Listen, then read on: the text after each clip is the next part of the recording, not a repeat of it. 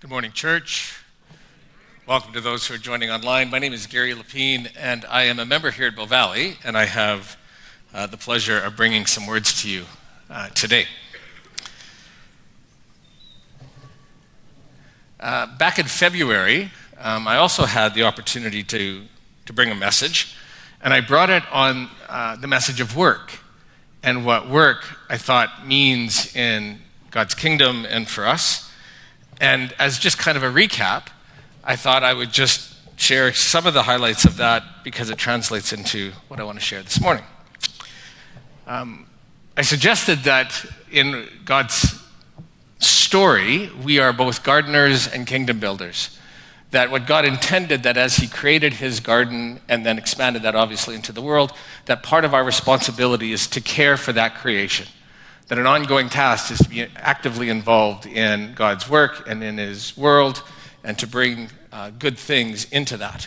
And alongside of that, and Jesus comes and announces the kingdom of God, that we are then partners with him to build his kingdom.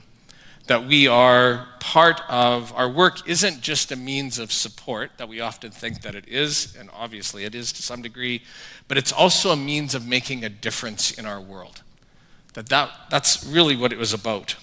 And in God's story, our value is not set by the work that we do, but whose we are. We do not create ourselves through our work. God has already done that. But work is, in part, our response to God's love.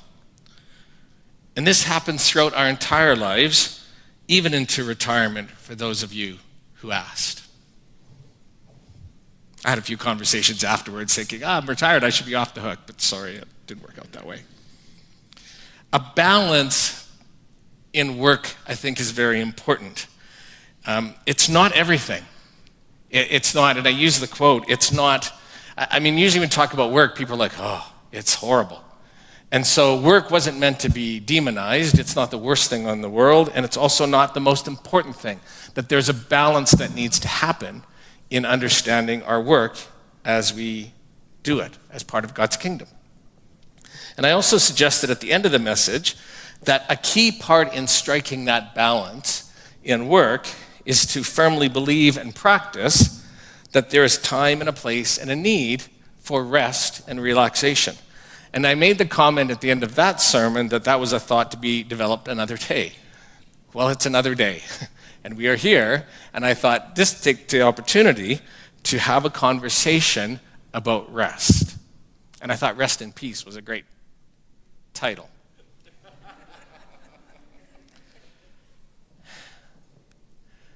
In preparation for doing this, Mark Buchanan, who has spoken at this church, actually I knew Mark way back when, and he teaches at Ambrose, and he spoke here a couple of years ago, and he has a book on God and rest, and he makes this comment. And he says that without a rich theology of labor, which is what we tried to do back in February, we'll have an impoverished theology of rest. We'll find that both are hectic, sporadic, chaotic. We'll find no joy in either. And when I read that, I thought that strikes to the heart of really what I struggle with.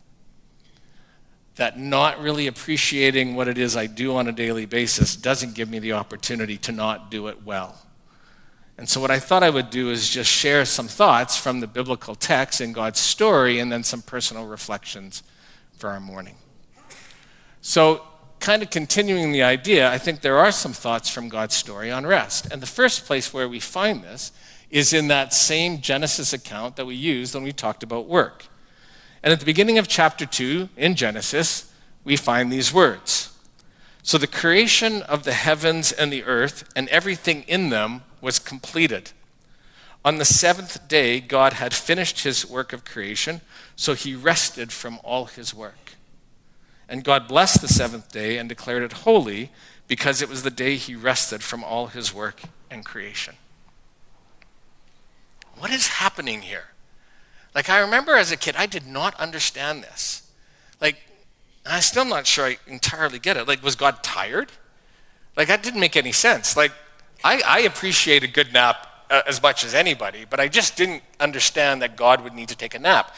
And it felt like the way I just, envisioned and heard and wrestled with this passage was that the seventh day was just kind of an add-on. It was just kind of tacked on at the end. That we talk about the 6 days of creation, and then the seventh is just kind of, yeah, that was it, pause, and then we move on to other things in the story.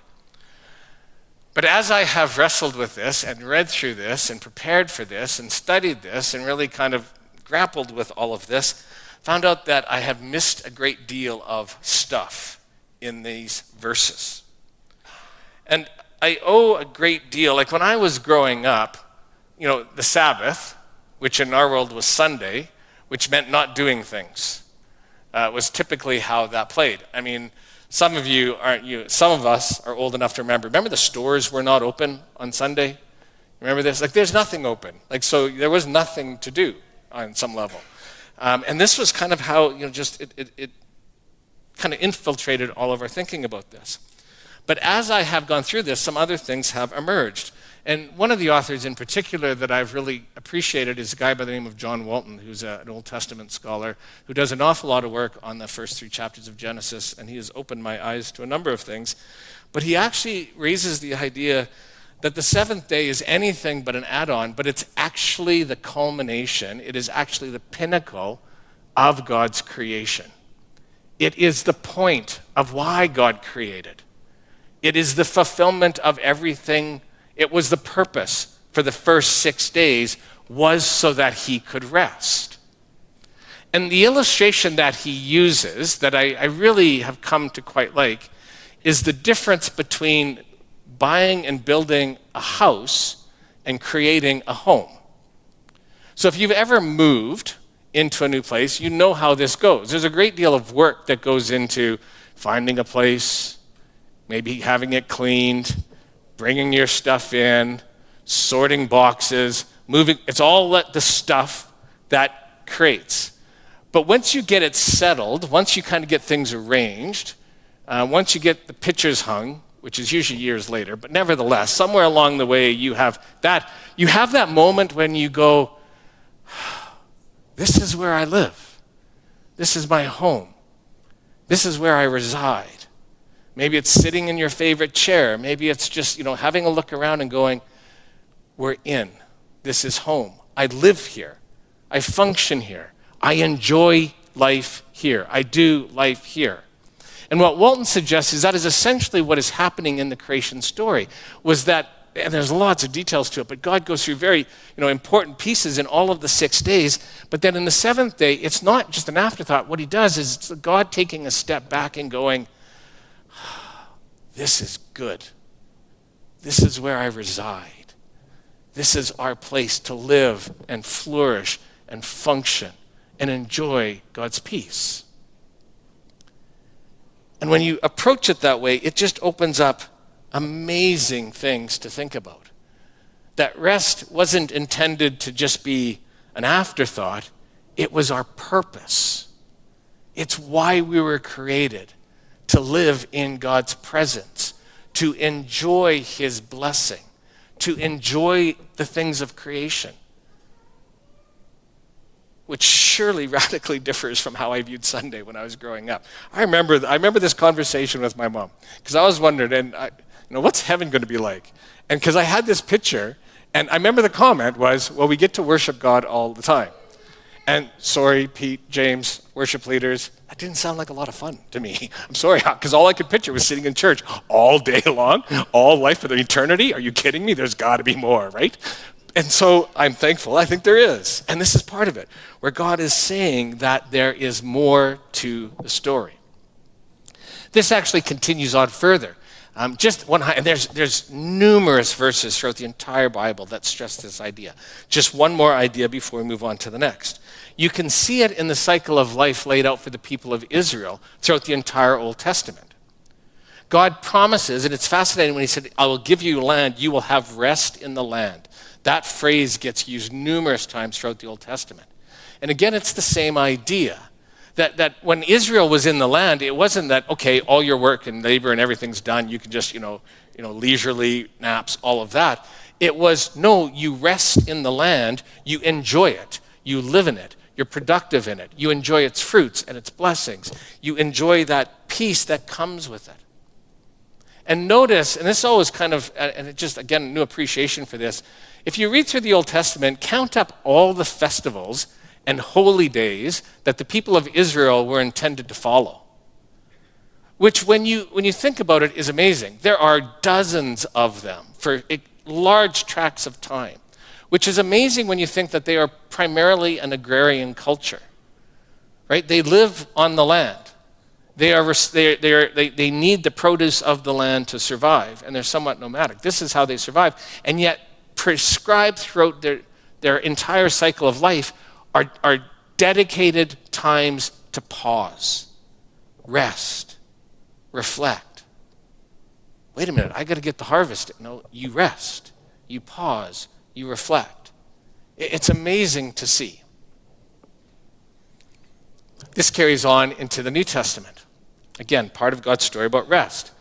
You know these verses. I'm sure you've read them many times, and I'll be honest with you, they are somewhat still problematic for me, but I think I've come to appreciate them a little bit more. Then Jesus said, "Come to me, all of you who are weary and carry heavy burdens, and I will give you rest. Take my yoke upon you. Let me teach you, because I am humble and gentle at heart, and you will find rest for your souls. For my yoke is easy to bear, and the burden I give you is light." And what is happening here? Well, I think in large measure, it's the exact same thing that we saw already in the Old Testament, that it's a continuation of God's creation story. Except now it's Jesus coming, and when he announces the kingdom, what he says here is that the kingdom is a place meant for you to enjoy. It's a place for you to rest in God's peace, in God's kingdom, in his provision. This is what you were created for. This is what we were created for. It's not about sleep and relaxation and naps or any of that. It's living in God's peace, enjoying it, and thriving in it. When Jesus says to you, I get it, you carry great burdens. If you come and rest in me, those burdens will be light. More on that in a minute. And again, just like we saw in the Old Testament, we see it very much in the cycle of Jesus. Lots of things about Jesus I don't get. The one thing that always really puzzled me was, you ever notice when you read through the account of his life, how often it says, and Jesus returned to a remote place. He just kind of takes off, and you find him isolated, praying. Now, again, not for me to say, but if I was Jesus and I figured I only had 3 years to get done what I had to get done, I would have probably felt the pressure to use my time rather differently. And yet, he's not always where the people are. They have to go looking for him. He is resting, pausing, praying, spending time with those closest to him, spending time alone. It's astounding to me. And yet I think when I've read through this, it's exactly the cycle of life that God lays out in his story, that he asks us to pause, rest, enjoy his presence, his creation, his kingdom, that was what we were created to do. Now, there's an awful lot to unpack with all of that. And the rest part is there. It's the peace part that I think we really struggle with. I've used this quote, I believe, with you before. I have it handy because it's a good reminder for me. And again, a little bit of thought here. So in the Old Testament, the word in Hebrew, the word for peace that we often hear is shalom. And we translate it peace. The problem when we do that, I think, in our culture and our mindset, we view peace in a different way. It's an absence of conflict, which is part of it, but it's not all of it. Plantinga puts it this way, that shalom, or peace, is the webbing together of God and humans and creation in justice and fulfillment and delight. That shalom it's the way things ought to be. It encompasses all of life. Shalom is the seventh day. Shalom is the rest that Jesus asks you to come and enjoy. Shalom is our opportunity to put everything else on pause and just come and rest and be in God's presence and to appreciate what he has done. Shalom is not just getting along, but it's thriving. I've started doing this. I run into people and I say, are you surviving or thriving? Like, usually it's somewhere in between, right? But when shalom or peace is mentioned in throughout Scripture, when God says, I will give you rest, when I will bring peace. So the phrase, I really like the title, rest in peace, because it's resting in God's shalom, his wholeness, his completeness. We're resting in his seventh day. And I think if we grasp that, it opens up some amazing things. One little idea, though, that I think we need to throw in here, though, and this is, especially you see in the New Testament, is because notice when Jesus says, come, for my yoke is easy to bear and the burden I give you is light. He still uses the word yoke and burden. I would have preferred that he didn't, quite frankly. I would have been happy if he said, no, there's no yoke, no burden. That would be great. But notice he doesn't do that. And there's this idea, and I've run into this phrase again that I want to share with you, is that living in the New Testament time, in our kingdom time, is we live in this tension of already but not yet. And what is meant by that is Jesus comes and he announces the kingdom, and he said that the kingdom has come, and my burden is light, and I give you rest, and all of that is true already, but final completion is yet to come. And this is the hard part. Living with that tension, I think, is truly the struggle. And you know this. We all know this. We know that life is hard. We know that there are times of great burden. We know there are times when we look and go, well, that didn't go as planned. That is not what I want. That is not what I expected. Gary, I don't understand how you can say we can rest when all of this chaos is going on. And yet that is exactly what God calls us to do. What Jesus calls us to do. To live in that tension of, it's already there. It's part of the created order. It's part of what Jesus came to bring us. And yet, it's not exactly yet. And we live in this tension. And somehow we have to manage to do all of that. Now, I have a confession to make, small confession to make, I think. I am horrible at this. I am. I'm not sure how many of you, maybe you don't want the preacher to say that, but it's just true. Like, I read these words, they make sense to me, I understand them to some degree, but I pause and I look at my life and go, I am horrible at this. I'm not good at resting. And I have thought about it and read about it and prayed about it and looked at it and taken a look at my life, trying to figure out what the story is. And I've come to the conclusion that one key element for me is this. My mind is like someone emptied the kitchen junk drawer onto the trampoline. Truly. It's all over the place. Like, I could be having a conversation. I'll go, look, squirrel, shiny stuff. Oh, how about that? Right? It's bouncy. I'm all over. It's just, what about that? And we'll be having a conversation about, what do you want for dinner? Well, we could have chickens. Chickens are kind of odd beasts. And all of a sudden, the farm. And I remember growing up in the farm, we used to toboggan. Wait a minute, we were talking about dinner. Right? And you're like, what just happened there? And I'm sure some of you are probably going, yes, I get it. Where your mind is just, it's all over the place, and there's just too much stuff. And I'm willing to bet that some of you are looking at that going, that's what my life looks like. It's like everyone just took a whole bunch of stuff, threw it on trampoline, and it's just scattered, right? I mean, there are days when I look at my life and go, oh, too much stuff. Now, I know you're not supposed to single out, there's a risk in singling out people, but as I was preparing for this, I'll be honest with you, I know we all have our level of busyness, so please bear with me. But my thoughts went to all of you who have young families. Because your life, there is no quiet. I remember those days looking at the calendar going, there's no day, there's no evening where there isn't at least one, if not two or three things planned. There's no space. There is no time to rest. And I just want you to know, I thought of you as I was preparing, and I've spoken to some of you about this. You came to my mind, and I prayed for you because in this moment in time, your life is not, quote, restful. And yet, I come back to the thing, though, but this is what we were created to do. So what do you do with all of this? Well, one little bit and then some reflections. In my attempt to address this is my attempt, and I'll just share this with you, maybe it'll resonate. I am very much a list person. I have lists everywhere. My kids give me a hard time because I've got pieces of paper everywhere. So I have my work list, right? And the work list has like 3 parts, has like bigger tasks that I need to pay attention to, what I need to get done this week, what I need to get done today. And it's divided between Alberta Health Services, where I work, and also Concord, a company that I run. So I've got those 2 lists going. And then you got personal lists, which are beside those. And of course, you got the general life list that you have going and all of that kind of stuff. And then I have the home projects list that has a special subcategory for summer projects because that gives you opportunity to do some things you can't do in the winter. So I have that list. And of course, you have the grocery list.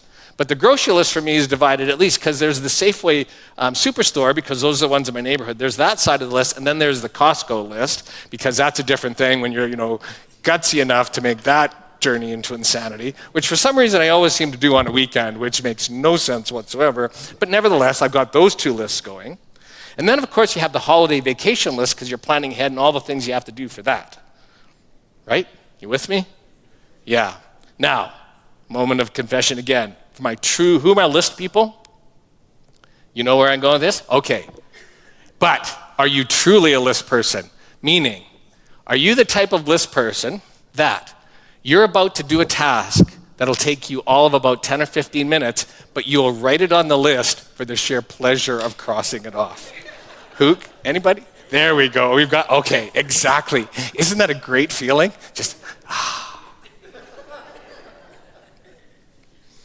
Now, if I'm honest, all of this is to be productive, order my scattered mind, to avoid the squirrels, and I will, and it's good to a degree, but what's really odd is it feels odd to put rest on that list. Like what do you do with rest? All right. Well, when do I get to cross that off? That's the first, it's the odd. And so here's what I have done. I don't know. And I have to admit, it's a struggle, but I try it. Sometimes it helps to do this. I will try to identify a day, or an evening, or a set period of time, and I will give myself permission to do nothing. I don't have to accomplish a thing today. That day, there is no list, there is no to-do, there is nothing. I can do whatever I wish. I rest. I try to listen to what God is asking me to be about. But I don't have to do anything. And it's hard. But man, when it happens, it's fantastic. Now, here are some other things just from this. Some reflections. As I was preparing all this, there's rest, leisure, and distraction. They are not all the same thing. Leisure, talk about here in a minute, I think is an important part, but it's not exactly rest. So leisure, play, activities. It's an important part of our life, but it's not exactly the rest that we're talking about. And distraction is not rest. This is the thing that I've grappled with the most because I am easily distracted. I am very good at distraction. Filling time with meaningless stuff is my forte. Right? And you know this, right? How often have you've been on your phone and all of a sudden you're scrolling and you realize half an hour has passed, an hour, and you're going, I've done nothing. But I haven't really thought about anything either. I've just been distracted. And this is not rest. This is not what we're talking about. Rest is purposeful. Rest is a pause. Rest is not being distracted, and it's not necessarily be involved in leisurely activity, although it could be. Rest is that moment where you take a step back and like God, I think, in his creation account and go, this is a good place to be. This is what God has asked me to be and do. I read a study one time. We are bombarded by tens of thousands of information points every day. We live in a world where you can't escape information from the moment we wake up. And part of it's our own fault because of our devices and the whole bit. And we're bombarded with thousands upon thousands of things. And somewhere in there, rather than being distracted and enthralled, I think we need to find time to just rest, pause, listen for what God perhaps is saying to us. The second idea that I ran into that I quite like is the simple enjoyment. It's funny how when we always talked about, often how we talked about the Sabbath, it always felt punitive. You can't do things. And that's so often, and there's so much, and that's a whole nother topic. But I think what the Sabbath was really meant to do is, in part, was just to take a moment to simply appreciate the life that God has given you. To just enjoy. When God took a step back and went, this is good. I like this. I ran across this idea, and it's just really pushing me. It is taking a walk and just enjoying your neighborhood. It is pausing when you're out for that walk or on a hike and just take a look at the view and go, man, this is an amazing place to be. It is appreciating a good conversation with a friend or family member or loved one. It is enjoying a great meal. It is it's appreciating where we are in this moment. I don't know if you fall into this or not. It's an interesting phrase. There's this idea that one of the biggest temptations we have in our life is that we are always projecting to somewhere else. We're always looking ahead. We're always planning. We're always thinking of what comes next. You do this? I'm doing this all the time, where I'm always something else, something more, wishing to be somewhere else or wishing for something, rather than being just present in this moment and enjoying what's right in front of me right now and what God is doing. And whenever I've been able to do that, man, that's been a good thing. And perhaps that's where leisure and play comes in, where there are moments when God said, just enjoy this moment. Be with people. Have fun. Enjoy the creation that I have given to you. Let the planning and the drifting and all that other stuff, that's for another time. You have to do it, but it's not right now.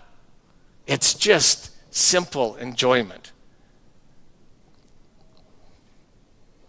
I found this quote. Hopefully you can read it. Mr. Rogers, if you're familiar with Fred Rogers, he said, it seems to me that some of us value information over wonder and noise over silence. And I feel that we need a lot more wonder and a lot more silence in our lives. This is me and my crazy mind, that sometimes I need to just stop trying to figure out things and just appreciate the wonder of what God has done. And just to be quiet. And I wonder, and I always get this, people like, why don't we hear God talk to us?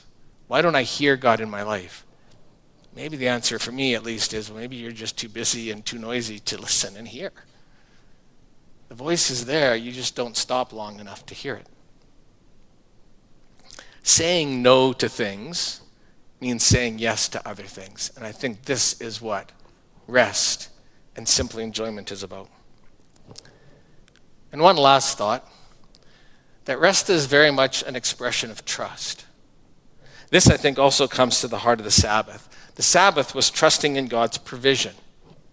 We don't have to be going and producing and doing all the time. That's the point. He asks us to trust him, to provide for us, to care for us, to love us. In other words, the Sabbath and rest in this context, it's an opportunity to resist that temptation of self-interest, self-reliance, and self-sufficiency, which is all of our core values in this part of the world. We've been trained to do this. You have to be self-reliant and self-sufficient. And God says, no, you don't. You need to trust me for the good things that I have promised you. And that's what the Sabbath and rest was about. It's being able to accept the fact that so many things are outside of our control, that we have to trust God for them. I have found in my life, that I share with you, when I don't make time to pause and rest, I find that I am much more anxious. I worry about things a great deal more. I am significantly more distracted, and I am much less patient, kind, generous, and gracious. But when I do find time to actually pause and do some of this, I find gratitude comes much more easily. That perspective is easier to find, and that I am much more hopeful and content with what God has given me, rather than worrying about all the things I think I do not have. I wondered about this. I'm going to say it anyways, because tomorrow is our federal election. For some of you, you were just reminded when, I haven't been thinking about it. For others of you, this has caused great angst in your life. Yes? Yeah, lots of conversation. So I think it's important and fair to say this. The church exists throughout the world under a variety of governments. And ultimately, as important as government is for our daily life, this is true, government is not where we find rest. In God's story, for disciples of Jesus, rest is only and ultimately found in God's kingdom and his peace. So no matter what happens tomorrow, God's peace, God's rest, is still, I think, what we are called to enjoy and appreciate. Some of you, and I hope you can see this, you know this painting, do you not? It's by Jack Dawson. It's fairly familiar, popular. You'll notice he was asked to paint a picture of peace. And he painted chaos. It's a storm, and it's violent, and there's water, and there's the whole bit. And I don't know if you can see it, but right at the base of the waterfall, you see that little cleft, the rock there? And there's a bird's nest, and the birds are huddled together, and they are at peace. And his point was, this is, I think, what we're trying to get at with rest.